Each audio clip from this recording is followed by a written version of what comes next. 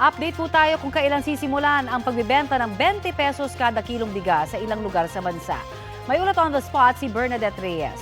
Bernadette?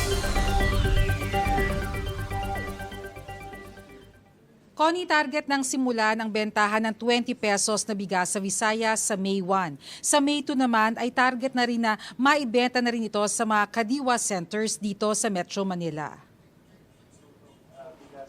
Hinihintay na lamang ng Department of Agriculture ang pahintulot ng COMELEC para masimulan na ang pagbebenta ng 20 pesos na bigas sa Eastern, Western at Central Visayas. Sa May 2 naman, ibebenta na rin ito sa mga kadiwa centers, kabilang na sa Baidom sa Visayas Avenue, Bureau of Plant Industry sa Maynila, Philippine Fiber Industry Development Authority sa Las Piñas, Bagong Sibol Market sa Marikina, Disciplina Village sa Valenzuela, Navota City Hall, Camp Crame at sa Agribusiness Development Center sa Quezon City. Kasama na rin sa pilot testing ang mga LGU na sumuporta sa food security emergency kabilang ng San Juan City, Camarines Sur, Isabela, Navotas, San Rafael Bulacan, Cotabato, Sinuloan sa Laguna, Palayan sa Nueva Ecija at Mati sa Davao Oriental.